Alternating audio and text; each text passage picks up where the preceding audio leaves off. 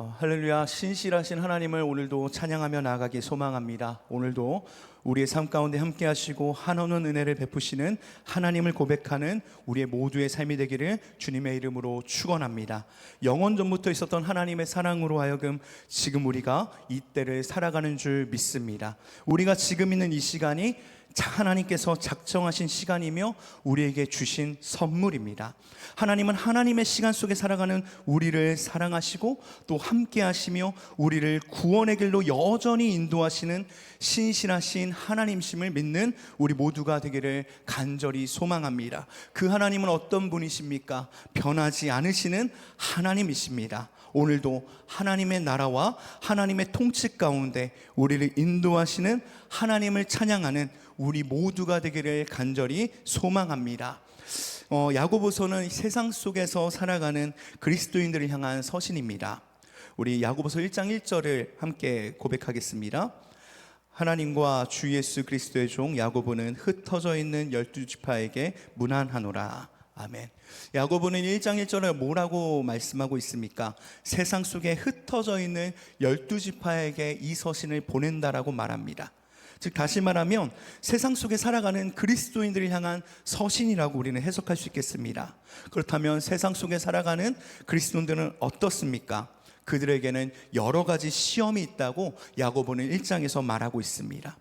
이 시험들은 우리가 피할 수 없는 것이죠. 맞닥뜨릴 수밖에 없는 것이다 라고 야고보는 말합니다. 특별히 그리스도인들에게는 더 큰 믿음의 시련이 있을 것이다 라고 또한 말합니다. 그런데 이 믿음의 시련이 시련에 끝나는 것이 아니라 인내를 만들어 하나님 보시기에 조금도 부족함이 없게 하시는 그 하나님을 바라보게 하는 일이라고 야고보는 또한 말합니다. 그리고 야고보는 이 믿음의 시련을 지나갈 때 너희가 지혜가 부족할 때 하나님께 구하면 그 하늘의 지혜를 주실 것임을 또한 말씀합니다. 그렇습니다. 우리 그리스도인들은 세상과 분리되어 살아가는 사람들이 아니라는 것을 야고보는 말하고 있습니다. 세상 속에서 세상과 함께 살아가는 사람들이 바로 우리라는 것이죠. 그렇기에 우리에게 인내와 하나님께서 주시는 그 지혜가 필요하다고 야고보는 1장에서 말하고 있습니다. 지혜가 없는 사람은 어떻게 말하고 있냐면 마치 두 마음을 품은 사람과 같다라고 야고보는 또한 말합니다. 세상의 지혜와 흐름을 하나님과 동시에 붙잡고 있기에 하나님께 온전한 마음 또 온전한 하나를 드릴 수 없다라는 것을 야고보는 말하고 있다는 것이죠. 그렇습니다. 말씀을 행하는 삶으로 이어간다는 것은요, 인내와 하늘의 지혜가 없다면 할 수 없다라는 의미가 된다는 것입니다. 사랑하는 여러분, 오늘 우리는 야고보 사도가 우리를 향해 외치는 말씀을 기억해야 될 줄 믿습니다. 야고보서 2장 26절 말씀입니다. 함께 읽겠습니다. 같이 행함이 없는 믿음은 죽은 것이라. 한 번 더 읽겠습니다. 시작. 영혼 없는 몸이 죽은 것 같이 행함이 없는 믿음은 죽은 것이니라. 그렇습니다. 영혼이 없는 몸이 있을 수 없는 것 같이 행함이 없는 믿음은 믿음 자체가 아니라는 것을 야고보는 말합니다. 즉 행함과 믿음은 떼어놓을 수 없는 하나라는 사실을 세상 속에 살아가는 우리가 기억해야 될 것이라는 것이죠. 그렇습니다. 주님께서는 이러한 믿음을 우리에게 주셨습니다. 이 믿음은요, 내가 가지고자 해서 가질 수 있는 것이 아니라는 것을 여러분이 더 잘 아실 것입니다. 주님께서 찾아오셔서 내 마음을 만지시고 은혜 주셨다는 증거가 바로 이 믿음의 고백이라는 것이죠. 말씀이 들리게 하시고 그 말씀이 심기게 하시며 입술로 예수님을 그리스도로 주님으로 구원자로 고백하는 믿음으로 우리를 세워가셨다라는 증거가 된다는 것입니다. 그런 믿음의 고백으로 살아가는 우리가 두 마음을 품는 자처럼 이중적인 모습으로 살아가거나 행함이 없는 믿음으로 살아간다는 것은 진짜 믿는 자가 아니라는 것을 야고보는 지적하고 있는 것입니다. 그렇습니다. 우리는 진짜가 되어야 합니다. 우리는 진짜가 되어야 될 줄 믿습니다. 우리에게 믿음을 주시고 그 믿음으로 구원을 얻게 하신 하나님을 찬양하는 삶, 하늘의 지혜로 세상 가운데 인내하는 삶을 살아가야 함에도 여전히 우리 안에는 세상의 모습이 남아있다는 것이죠. 야고보서에서는요, 교회 안에서 서로 차별하는 것들, 또한 말뿐인 믿음들, 찬송과 저주가 한 입에서 나오는 것들, 또한 정욕으로 살아가는 모습들, 이 모습들이 매일 믿는 자들의 모습 가운데 있다라는 것을 야고보는 계속해서 서신 가운데 말하고 있습니다. 그래서 오늘 야고보는요 16절에 이렇게 말씀합니다. 16절 말씀 함께 읽어보겠습니다. 너희 죄를 서로 고백하며 병이 낫기를 위하여 서로 기도하라. 의인의 간구는 역사하는 힘이 큼이니라. 그렇습니다. 결국 세상 속에서 살아가는 우리가 온전한 마음으로 주님께 나아가려면 인내와 기도의 자리를 떠나서는 안 된다라는 것을 말씀하고 있습니다. 그런데 이것은요 혼자만 결단하는 것이 아니라 서로를 위한 간구 또한 필요하다는 것을 말씀합니다. 그렇습니다. 우리는 세상 속에 살아갑니다. 세상과 분리되어 살아가는 사람은 아무도 없습니다. 세상 속에서 살아가는 우리는 이 세상의 흐름을 무시하며 살아갈 수 없습니다. 우리가 살아가고 있는 세상은요 어떻습니까? 변화가 무지하게 빠릅니다. 엄청 빠릅니다. 우리가 쉽게 말하는 세대 차이도요 세상의 흐름이 빠르기 때문에 생기게 되는 것입니다. 나이가 많이 차이 나지 않더라도 생각하는 것과 접하는 것이 다르기에 세대 차이가 생겨나게 된다는 것이죠. 세상의 흐름은 하나님의 뜻과 다르게 흘러가기 때문입니다. 세상의 모든 것이 육신의 정욕과 안목의 정욕과 이생의 자랑일 뿐이라고 요한은 말합니다. 하나님이 지으신 완전한 하나님의 나라가 임하기까지 우리는 세상의 가치와 부딪히며 살 수밖에 없다는 것을 우리는 잘 알고 있습니다. 우리 또한 죄성을 가진 인간이기 때문에 세상과 계속 부딪히게 됩니다. 죄성을 가진 인간은요 육체의 욕망을 위해서, 눈의 만족을 위해서 세상 살림에 대한 자랑으로 물질을 쌓고 살아간다는 것이죠. 오늘 야고보서 5장 전체를 함께 살펴보시면서 우리는 어떠한 믿음으로 나아가야 되는가, 어떠한 믿음의 기도로 주 앞에 나아가야 되는가 함께 말씀으로 살펴보겠습니다. 오늘 본문 1절에서 6절까지는요 세상 속에 살아가는 그리스도인들의 이러한 모습을 지적하고 있는 것입니다.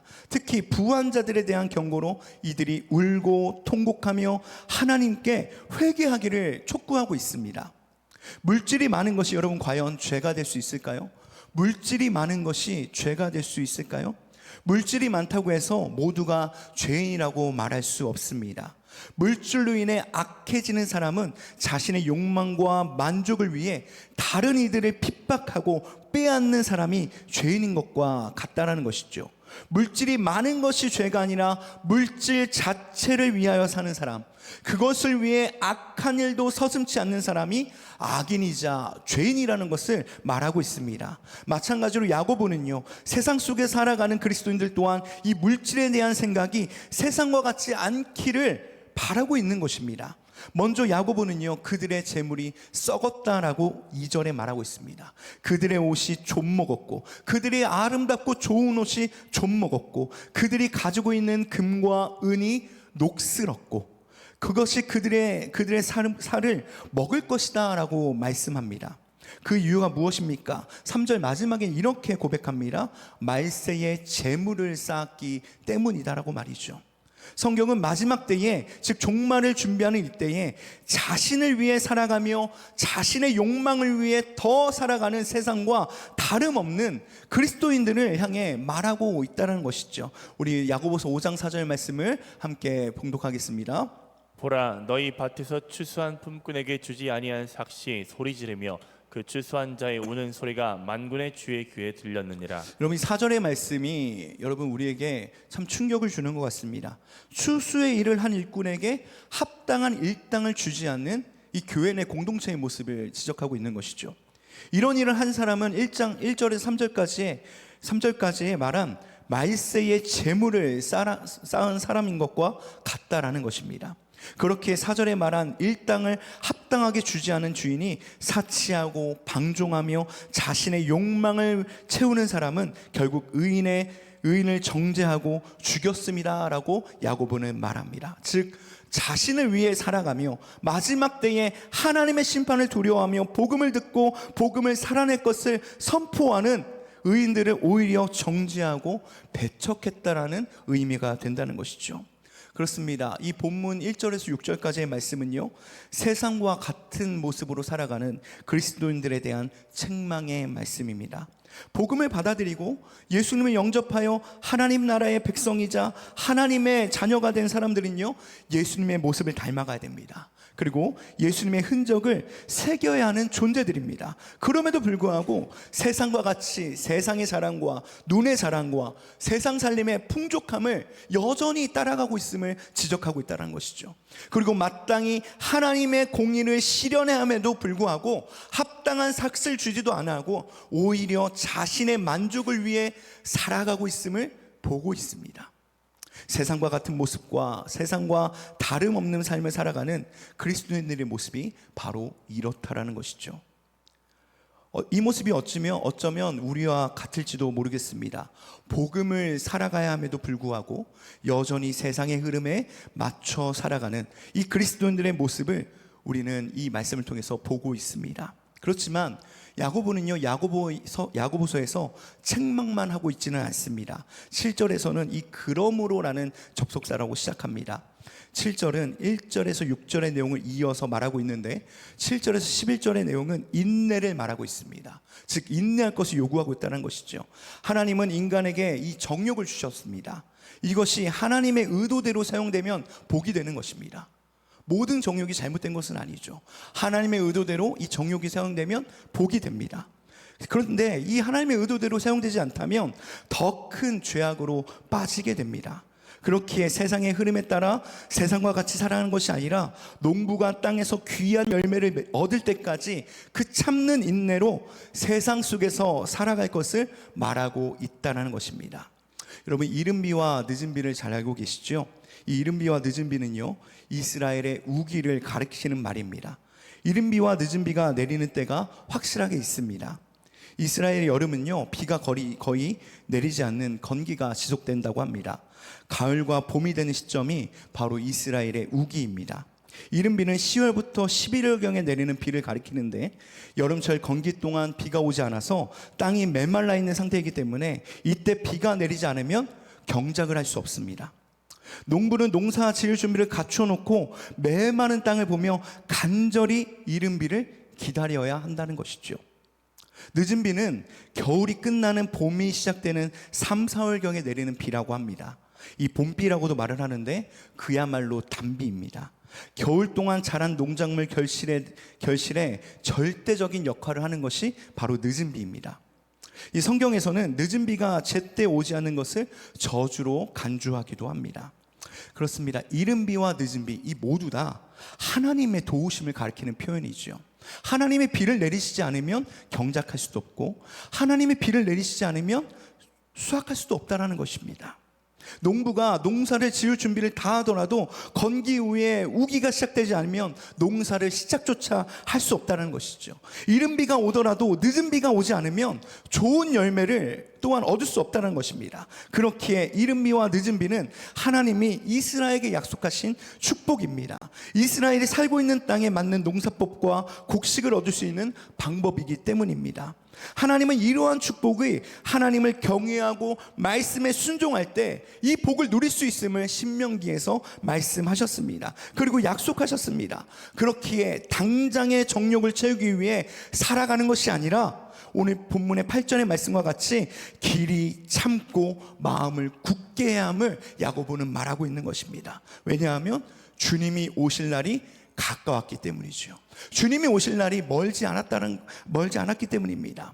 그래서 인내하면서 서로 원망도 하지 않아야 됨을 또한 야고보는 말합니다. 여러분, 원망하는 이유가 무엇일까요? 원망하는 이유가 무엇입니까? 서로 인내하지 못하고 급함과 성냄, 그리고 서로를 용납하지 못하기 때문에 원망이 생기는 것입니다. 서로를 원망하고 겉으로 드러나는 싸움이 아니라 서로에 대한 불신과 악한 감정은 예수님이 다시 오는 그날의 심판대 앞에서 죗값을 받게 될 것임을 또한 우리는 알고 있습니다. 각자의 정욕과 당장의 필요로 인해 다툼이 있는 이 공동체 안에서도 있었다라는 것입니다. 그렇기에 원망과 다툼이 없어야 우리는 심판을 면하게 될 줄 믿습니다. 10절에 이런 말씀이 있습니다. 주의 이름으로 말한 선지자들의 고난과 오래 참음을 본으로 삼을 것을 말하고 있습니다. 저번 설교 때는 콧물이 그렇게 흐르더니 오늘은 목이 굉장히 마릅니다. 저를 위해서 기도 많이 해주세요. 선지자들은 어떤 고난과 오래 참음이 있었을까요? 바로 하나님의 말씀의 전함에 있어서 핍박과 동족의 외면과 배고픔과 생명의 위험 속에서도 하나님을 의지하고 말씀에 순종했던 그들의 모습을 본으로 삼아야 된다는 것을 야고보는 말하고 있습니다. 그래서 11절에 욥의 인내로 이어지는 것입니다. 욥 또한 자신이 왜 당하는지 모르는 고난과 친구들의 정죄 속에서 하나님을 원망하고 자신의 삶을 포기하려고도 했지만 결국 그는 끝까지 인내했습니다. 그렇게 되니까 결과는 어떻습니까? 하나님의 뜻을 보게 되었죠. 하나님의 뜻을 보게 됩니다. 모든 고난과 시련 또한 하나님의 뜻 안에 있음을 고백하게 되었다는 것이죠. 여러분, 바로 이것이 인내입니다. 이것이 인내입니다. 욥이 인내함으로 자신의 고난과 현실의 어려움과 친구들의 정죄 속에서도 하나님의 자비하심과 긍휼을 여기심을 볼 수 있었다라는 것입니다. 그렇습니다. 인내하는 우리 또한 날 향한 하나님의 자비하심과 긍휼하심을 보게 될 줄 믿습니다. 현재는 하나님을 원망하고 삶을 포기할 정도로 힘들지만 하나님이 끝까지 나를 붙잡으시고 인내케 하심을 기억하는 저와 여러분들이 되기를 간절히 소망합니다. 그렇기에 야고보는 또 어떻게 이어가냐면 아무 것에나 맹세하지 말라고 말하고 있습니다. 왜 이런 말씀을 할까요? 우리의 인내는 한계가 있기 때문이죠. 하나님의 자비와 긍휼이 없다면 우리는 끝까지 인내할 수 없습니다. 특히나 빠르게 변해가며 육체와 눈의 욕망이 가득한 세상 속에서 우리는 어떻게 인내할 수 있냐는 말이죠. 하나님의 긍휼과 하나님의 자비가 없다면 우리는 이 세상 속에서 인내하기 힘들다라는 것입니다. 하나님의 도우심이 없다면 불가능하다는 것이죠. 그렇게 절대적인 맹세로 자신의 믿음과 인내를 증명하는 것이 아니라 예라고 말해야 되는 상황에서 예라고 말하고 아니오라고 말하는 상황에서 아니오라고 말할 수 있는 그리스도인이 되어야 될 줄 믿습니다. 그래야 심판을 받지 않습니다. 맹세는 확신에서 오는 것이죠. 확신은 교만을 불러옵니다. 하나님의 뜻이 아니면 그 무엇도 이루어지지 않음을 기억해야 될 줄 믿습니다. 이른 비와 늦은 비와 같이 하나님의 도우심이 없다면 시작도 없고 결실도 없음을 기억하는 저와 여러분들이 되기를 간절히 소망합니다. 그래서 오늘 13절에서 20절의 말씀으로 쭉 이어가면 이제 그리스도인들이 세상에서 어떤 역할을 해야 되고 어떠한 삶을 살아갈 것인지를 말씀으로 이어가고 있습니다. 13절에는 고난당하는 사람이 있다면 기도해야 할 것이고 즐거워하는 사람이 있다면 찬송해야 할 것이고 14절에 병든 자가 있다면 장로들은 병든 사람을 위해서 기도해야 된다라고 말씀하고 있습니다. 14절에 믿음의 기도는 병든 자를 구원하며 하나님의 일하심이 나타나게 된다라고 말씀하고 있습니다. 그리고 죄를 지었을지라도 그 믿음의 기도를 통해서 사하심을 받게 된다라고 야고보는 말하고 있습니다. 그래서 16절은 이렇게 시작합니다. 그러므로 서로의 죄를 고백하고 병이 낫기를 위해서 서로 기도해야 합니다. 의인의 기도는 역사하는 힘이 크기 때문입니다. 이렇게 고백할 수 있는 것이죠. 세상으로 나가는 그리스도인들은 이제 서로를 위해 기도하며 서로의 허물을 감싸 주어야 한다는 것입니다. 그리고 서로를 위해서 기도할 때 하나님의 그 큰 역사가 이 공동체 가운데 일어나게 될 것이라는 말씀입니다. 엘리야의 기도가 바로 그런 말씀이라는 거죠. 오늘 본문 17절 18절에 나오는 엘리야의 기도가 바로 그런 기도입니다. 여러분, 엘리야가요 특별한 사람이었기 때문에 그런 기적이 일어난 것이 아니라는 것입니다. 그도 우리와 같은 성정을 가진 사람이다라고 오늘 본문은 말씀하고 있죠. 그러나 그는 하나님께 간절히 기도했습니다. 세상의 우상을 섬기는 이들과 싸움에서 어떤 기도를 대적했습니까? 믿음의 기도를 대적했습니다. 믿음의 기도를 대적했습니다. 그때 어떻게 됐습니까? 하늘이 열리고 비가 내리며 땅에서 열매가 맺힐 수 있었던 것입니다. 그렇습니다. 그렇기에 우리도 이런 믿음의 기도로 세상으로 나가야 될 줄 믿습니다. 서로를 위한 기도, 죄를 범했을지라도 하나님의 도우심을 구하는 기도, 세상의 흐름을 대적할 수 있는 믿음의 기도가 하늘의 문을 열고 우리의 삶에 열매를 맺게 될 줄 믿습니다. 세상으로 우리가 나갔을 때에 미혹되어 진리에 떠난 사람들이 분명 있을 것입니다. 세상으로 나간 사람 중에 분명 미혹되어 진리를 떠난 사람들이 분명 있을 것입니다. 그들을 다시 돌이키는 사람은 영원한 죽음에서 구원할 것이며 허다한 죄를 덮을 것이다 라고 본문에는 말하고 있습니다. 세상으로 나가는 우리는요, 믿는 사람들에게만 관심을 가져서는 안 됩니다. 오늘 야고보는 그걸 말하는 거예요. 세상으로 나가는 우리가 믿는 사람들에게만 관심을 가는 것이 아니라 세상에 미혹되어 떠난 형제 자매들에게도 관심을 가져야 한다라고 말씀하고 있습니다. 하나님의 뜻은요, 교회 안에 있는 우리에게만 있는 것이 아니라, 하나님의 뜻은 교회 안에 있는 우리에게만 있는 것이 아니라 교회를 떠나거나 세상 속에 있는 모든 사람에게도 하나님의 뜻이 향하고 있기 때문입니다. 그들을 위해서 기도할 수 있는 하나님의 사람들이 되기를 간절히 소망합니다. 그렇기에 우리는 세상으로 나갈 때요, 세상과 같은 모습을 버리고 세상 속에서 인내하며 세상으로 나갈 때 믿음의 기도로 공동체를 위해, 세상으로 나가는 나를 위해, 그리고 미혹되어 떠난 형제와 자매를 위해 기도해야 될 줄 믿습니다. 그렇습니다. 야고보서는요, 세상 속에서 살아가는 우리를 향한 하나님의 메시지인 것입니다. 그렇기에 세상과 같은 모습으로 살아가려고 하는 우리의 정욕을 경계하며 채워지지 않는 것을 놓고 전전긍긍하는 것이 아니라 이른 비와 늦은 비를 반드시 내리시는 하나님 때를 기다리는 인내를 배우고 믿음의 기도로 세상으로 나아갈 것을 우리에게 권면하고 있습니다. 우리가 살아가는 세상은 복잡한 세상입니다. 그리고 그 복잡한 세상 속에 살아가는 우리는요, 수많은 고민과 유혹과 갈등이 우리 안에 있습니다. 경제적인 어려움, 또한 관계의 어려움, 자녀의 문제들, 수많은 문제들이, 수많은 것들이 우리를 고민하게 합니다. 그리고 이런 고민을 가지고 세상 속에서 호흡하며 살아가죠. 우리는 부하지도 않고 다른 사람들을 품기에 넉넉하지 않아도 이렇게 고백했으면 좋겠습니다. 세상과 같지 않고 세상 속에서 인내하며 믿음의 기도로 세상으로 나가는 하나님의 자녀가 되기를 소망합니다. 세상과 같지 않고 세상 속에서 인내하며 믿음의 기도로 세상으로 나가는 하나님의 자녀가 되길 소망합니다. 이 고백으로 세상 속으로 나가는 저와 여러분들 되기를 간절히 소망합니다. 더 이상 육체와 눈의 욕망과 세상살이에 대한 자랑이 아니라 하나님께 순종함으로 인내와 기도만이 결국 우리를 승리의 자리로 이끄심을 믿는 저와 여러분들이 되시기를 간절히 소망합니다. 행함이 없는 믿음은 죽은 것이라고 말합니다. 그러나 행함은 그저 선한 삶에만 머무는 것이 아닙니다. 행함은 인내와 기도의 자리까지로 나아가는 것입니다. 야고보 사도는 세상 속에 살아가는 우리에게 행함의 믿음이 중요하다고 말합니다. 여전히 마음이 나뉘어지고 온전한 마음으로 나갈 수 없는 상황이 우리에게 계속해서 다가올 것입니다. 일시적이지 않을 것입니다. 매 순간 다가오게 될 것입니다. 그때마다 우리의 믿음이 흔들릴 수도 있습니다. 그러나 세상 속에 살아가는 성도들을 향해 야고보는 이렇게 말합니다. 인내와 믿음의 기도의 자리로 나아오십시오. 인내와 믿음의 자리로 나아오십시오. 그리고 믿음의 기도로 서로 위로하며 병든 자를 구원하는 것은 믿음의 기도뿐입니다 라고 이렇게 오늘 우리에게 말하고 있습니다. 그렇다면 우리의 믿음은요, 믿음과 행함이 일치된 온전한 마음으로 하나님께 드려야 될 줄 믿습니다. 내 힘으로 어렵습니다.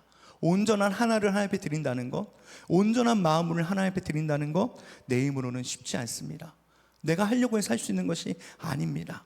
그러나 인내와 하늘의 지혜가 우리를 그 자리까지 가게 하며 결단케 할 줄 믿습니다. 오늘 이러한 믿음의 고백이 넘쳐나는 오늘의 하루의 삶이 되기를 간절히 소망합니다. 주님을 의지하십시오. 주님을 의지하십시오. 세상 속에 수많은 갈등과 고민과 어려움과 믿음의 도전이 우리에게 다가올 것입니다. 그때마다 우리의 죄성은 우리의 욕망과 육체의 정욕과 안목의 정욕과 세상살이에 대한 세상 살림에 대한 걱정으로 우리를 인도할지도 모르겠습니다. 그럴 때 나를 향한 하나님의 긍휼하심과 자비하심으로 끝까지 인내하고 이른 비와 늦은 비를 때마다 부어주시는 그 하나님을 기억하고 믿음의 기도로 하나님 옆에 나아가는, 세상 속으로 나아가는 저와 여러분들 되기를 간절히 소망합니다. 믿음의 기도가 우리를 승리하게 할 줄 믿습니다. 믿음의 기도가 우리를 하나님의 자비하심과 구원의 자리까지 우리를 인도하게 할 줄 믿습니다. 그 믿음을 가지고 나뉘어진 마음이 아니라 온전한 마음으로 주님 앞에 나아가는 오늘의 삶이 되기를 간절히 소망합니다. 우리 기도 후 찬양하겠습니다. 함께 기도하겠습니다. 주님 감사합니다. 오늘도 우리 귀한 말씀 주시고 이 말씀을 통해 주님의 은혜를 누릴 수 있는 귀하고 복된 은혜를 주심에 감사합니다. 주님, 우리는 세상 속에 살아갑니다. 주님, 우리는 세상 속에 살아갑니다.